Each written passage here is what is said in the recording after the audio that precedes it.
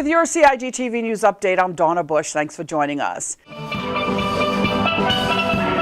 10 bands from various schools competed in the annual Amin Mohammed Memorial Steel Band competition last Thursday.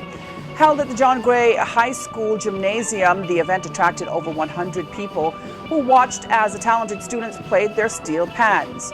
Seniors and juniors competed from the Lehman Scott High School, St. Ignatius, Triple C, UCCI, Clifton Hunter, Cayman Prep and High School, the Panoramics, Pan and Rhythm, Cayman School of Pan, and the National School of Pan groups. We say congratulations to the winners and all of the schools that participated in the annual event.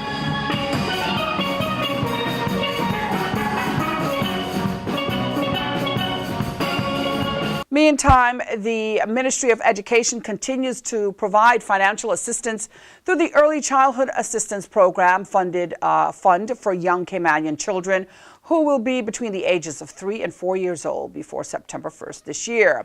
ECAP applications are now being accepted to assist with payment of fees at any early childhood center once the family meets a certain criteria here in the Cayman Islands. This year, the ministry has increased the total ceiling income figures for applicants by 5%, which means that families with higher incomes may now qualify for assistance. Application forms and information can be downloaded from the Ministry of Education's website. That's education.gov.ky. Forms may also be collected from the Government Administration Building, the Department of Education Services, and all early childhood centers.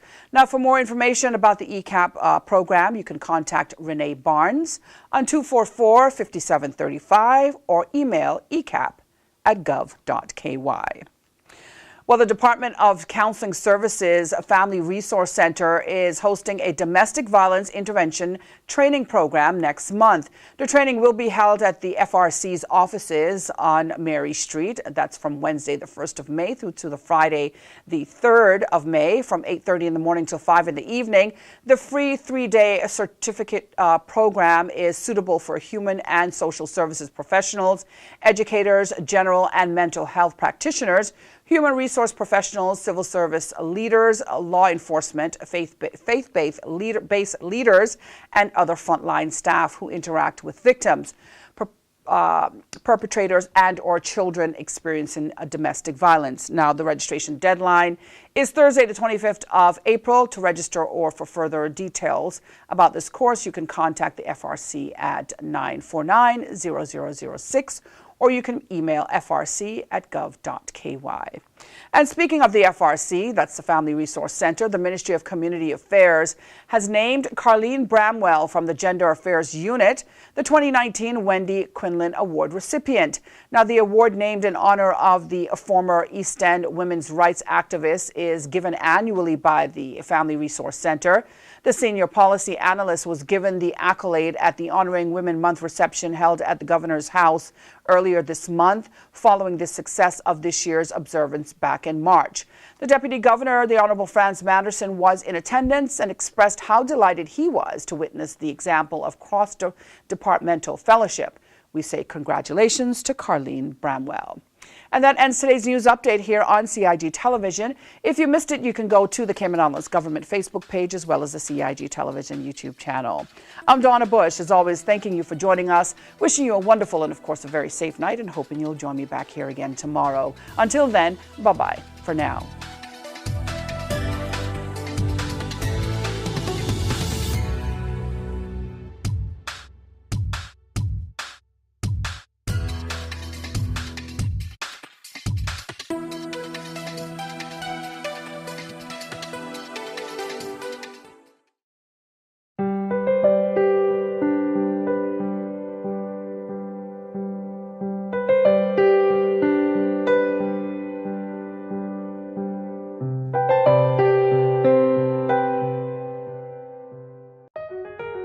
Did you know that planning permission is required for a shed?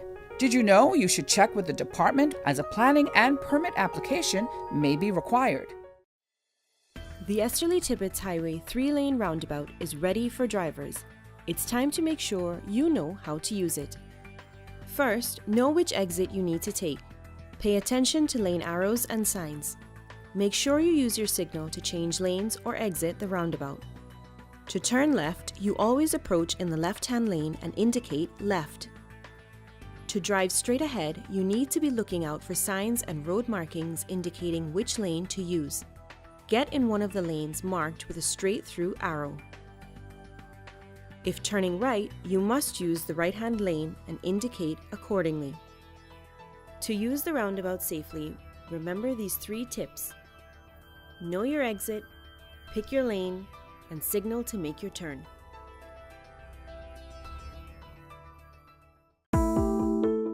Did you know your mailing address details on your land register must be up to date in order to receive notices on new development which may impact you?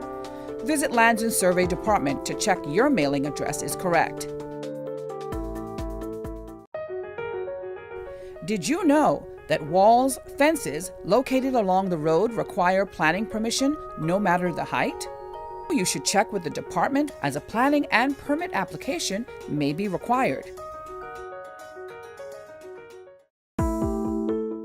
Did you know that fences and walls within the high water setback require planning permission no matter the height? You should check with the department as a planning and permit application may be required.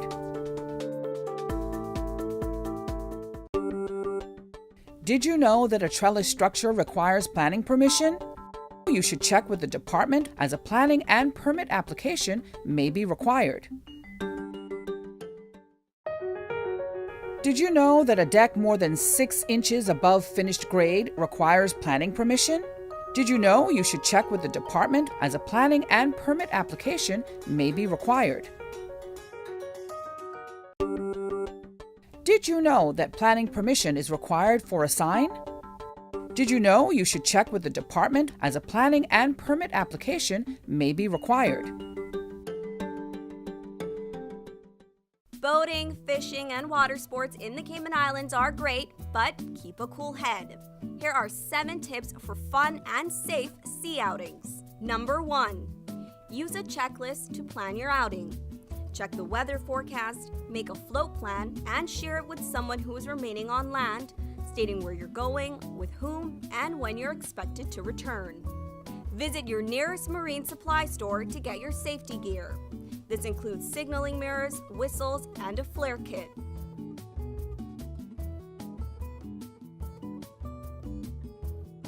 It's also very important to have onboard flotation devices and life vests for each person.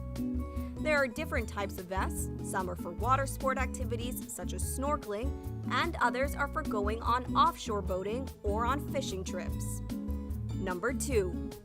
These items can be lifesavers in case of an accident or bad weather. Number 3. Use a motor kill switch, especially if you're boating alone. In case of a leak or breakdown, always stay with the boat until help arrives.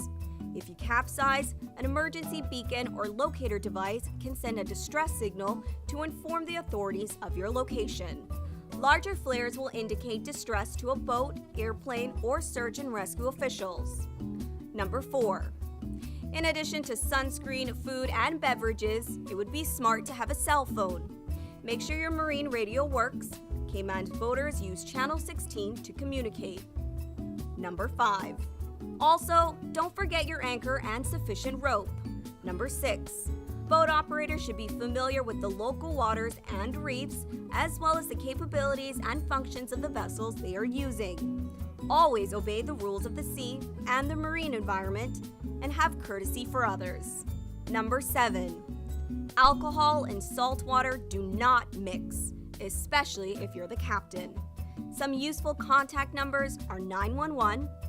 The RCIPS Marine Base is 649-7710, and the Port Authority is 949-2055. Smooth sailing, all!